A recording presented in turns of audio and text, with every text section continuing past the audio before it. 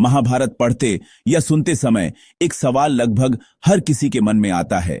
इतना अधर्मी, जिद्दी और अहंकारी होने के बाद भी दुर्योधन को स्वर्ग कैसे मिला?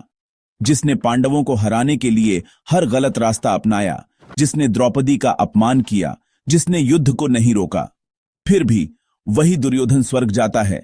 आज हम यही कहानी सीधी सादी आम भाषा में समझेंगे।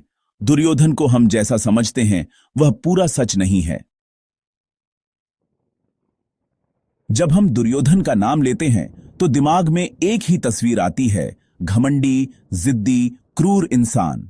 लेकिन महाभारत सिर्फ काले सफेद की कहानी नहीं है। यह कहानी है इंसानी कमजोरियों, कर्तव्य, धर्म और कर्म की। दुर्योधन बुरा था, इसमें कोई शक नहीं, लेकिन क्या वह पूरी तरह अधर्मी था? यहीं से कहानी बदलती है। दुर्योधन की सबसे बड़ी ताकत उसका योद्धा धर्म।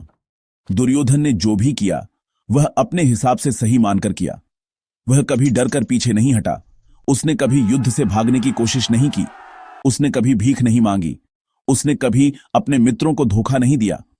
उसके लिए सबसे ऊपर था क्षत्रिय धर्म, यानी एक योद्धा का धर्म। उसकी सोच थी, अगर युद्ध होगा तो आखिरी सांस तक लड़ूंगा। कर्ण के साथ उसकी दोस्ती स्वार्थ नहीं, विश्वास। लोग कहते हैं कि दुर्योधन ने कर्ण को सिर्फ अपने फायदे के लिए दोस्त बनाया, लेकिन सच्चाई थोड़ी अलग है। जब पूरी सभा में कर्ण का अपमान हुआ, जब कोई उसे स्वीकार करने को तैयार नहीं था, दुर्योधन ही था जिसने उसे राजा बनाया। कर्ण जीवन भर उसी दोस्ती के कर्ज में रहा। यह दोस्ती स्वार्थ से शुरू हो सकती है, लेकिन निभाई गई दोस्ती हमेशा सम्मान की हकदार होती है। दुर्योधन ने कभी युद्ध से मुंह नहीं मोड़ा। कुरुक्षेत्र युद्ध में जब हालात खराब हो गए, उसके भाई मारे गए, उसके मित्र खत्म हो गए, पूरी सेना टूट गई, फिर भी दुर्योधन भागा नहीं। वह जानता था कि अब हार तय है, फिर भी उसने हथियार नहीं डाले। यही बात महाभारत में बहुत बड़ी मानी जाती है। गदा युद्ध और दुर्योधन की हार। भीम और दुर्योधन का गदा युद्ध हुआ। यह युद्ध नियमों से लड़ा जाना था, लेकिन अंत में नियम तोड़े गए। दुर्योधन की जांघ पर वार हुआ, जो गदा युद्ध में गलत माना जाता था। दुर्योधन गिर पड़ा। मरते समय भी उसने यही कहा, मैंने जीवन भर क्षत्रिय धर्म निभाया। अगर नियम टूटे तो वह मेरी गलती नहीं। यहीं से शुरू होती है असली कहानी। दुर्योधन मरने के बाद स्वर्ग की ओर बढ़ता है। वहां पहुंचकर वह देखता है पांडव वहां नहीं हैं, उसके अपने भाई और मित्र वहां हैं। वह हैरान होता है। श्री कृष्ण का जवाब। जब दुर्योधन सवाल करता है तो उसे बताया जाता है, तुमने जो पाप किए उनके फल तुम युद्ध में ही भोग चुके हो। दुख, अपमान, अपनों की मौत, ये सब तुम्हारे कर्मों का दंड था। लेकिन तुमने जो धर्म निभाया, जो वीरता दिखाई, जो साहस दिखाया, उसका फल स्वर्ग है। क्या स्वर्ग जाना मतलब महान होना है? नहीं। महाभारत यह नहीं कहता कि दुर्योधन सही था।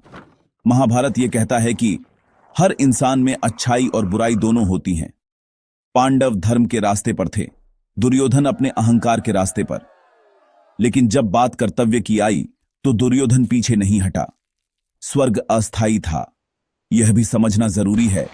दुर्योधन को मिला स्वर्ग स्थायी नहीं था, वह उसके अच्छे कर्मों का फल था। जैसे पांडवों को पहले नर्क दिखाया गया और फिर स्वर्ग। यह जीवन का सबसे बड़ा सच है। कर्म का फल टल सकता है, मिट नहीं सकता।